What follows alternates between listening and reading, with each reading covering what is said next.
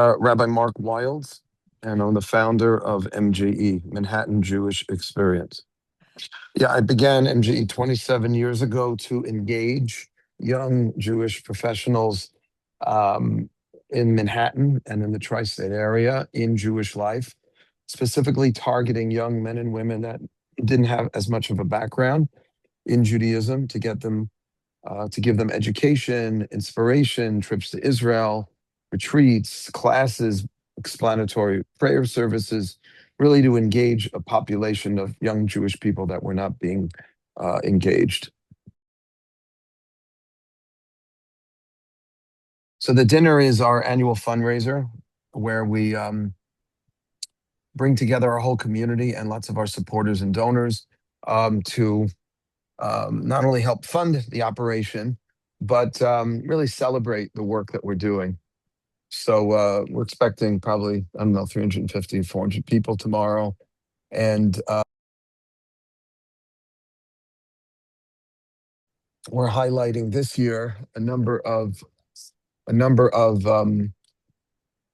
celebrities, Jewish and non-Jewish alike, that have been standing tall with the Jewish community, fighting against anti-Semitism, supporting Israel. Personalities like Erin Molan, she actually flew in from Australia for this.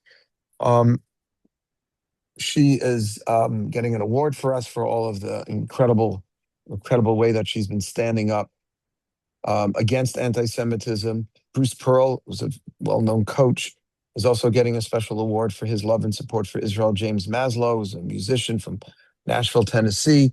He lost over 1 million followers because of his support for Israel. And we're giving him a big award. Sid Rosenberg was a radio show host. And then Tuvia Book, who's is a combat medic in the IDF, happens to be our tour guide every year on the MGE trip.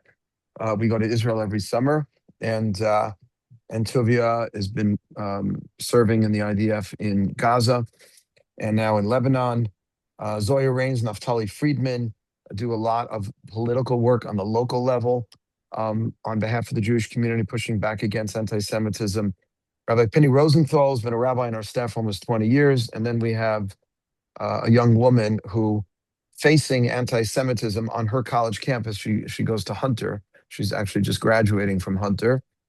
Instead of hiding her Judaism, she got even more into her Judaism and has become basically a Torah observant Jewess throughout this whole experience. We have services every Shabbat, Friday night services, Saturday morning services. We have a spring retreat coming up. In the winter, we go to Vermont for a ski retreat, like a 4-day getaway. As I mentioned, we go to Israel over the summer for 8 days. And then we have classes. Our Wednesday nights are a big night of classes at MGE. We have probably 150, 200 people every Wednesday night coming to classes. And the dinners, we do these big Shabbat dinners once a month. On Friday nights, probably get about 100, 150 people also. So it's very robust, a lot of things going on. Our headquarters are on the Upper West Side, but we also have a branch downtown. And you go on the website, jewishexperience.org. We also have an Instagram page, MJE, or they can follow me, Rabbi Wilds. I'm doing a little more of like the sort of the thought leading education. The MGE page is a little more of like the community and what events are happening. Those are two different Instagram pages that are very popular. And I would say the website is probably the best thing. I would say since October 7th, it was a very big hype, like the first 6 months, and then it leveled out a little, but it leveled out at a higher level than it was before. So in terms of young people coming to events. I mean, a lot of them want to come just because they want to be around other Jews. They want to feel the love and support of the Jewish community. Others are coming because they know Israel is being attacked, and they know individual Jews in the world, anti-Semitism and hate crimes are up tremendously, especially in New York City, and they want to react to it in some kind of positive way. There are definitely, I'm sure, Jewish people going underground, taking off their Magen Davids, taking off their kippot. But we've seen just the opposite reaction. We've seen people digging deeper, leaning further into their Judaism, becoming more and more active and involved. And I'm very proud of that. And that's really what this dinner is about. That there's more of a sense of, yeah, I want to stay Jewish. I want to raise my kids Jewish. And I want to understand what it is about Judaism that's really worth preserving. It's kind of a raw nerve that's been exposed since October 7th. So many Jewish people are like, yeah, let me stand up for being Jewish. And then they kind of look at themselves and go, well, what does that really mean? I don't really have much of a Jewish education. So we really have to provide that. And we really have to get to as many young Jews as possible to provide that education, both on the spiritual level and, history. The reason that, unfortunately, so many young people have been sucked into the what I consider to be a false narrative is because they're easy prey for indoctrination when you don't know any history, or your history is coming from TikTok. You don't know anything, so then you just go with what's stylish. And unfortunately, what's stylish today um, is um, is being pro Hamas or pro Palestinian, being anti-Israel is very in now. All of a sudden, this false narrative about Israel being a genocidal apartheid state has become socially acceptable. I think that everything has shifted so much the other way that people are kind of like looking to be cocooned within their own people, or people that agree with them or support them. What we've done is basically create, I wouldn't just call it a synagogue because that would be too limiting in a sense, because MGE's has services every Shabbat, and we are a synagogue, but we're so much more.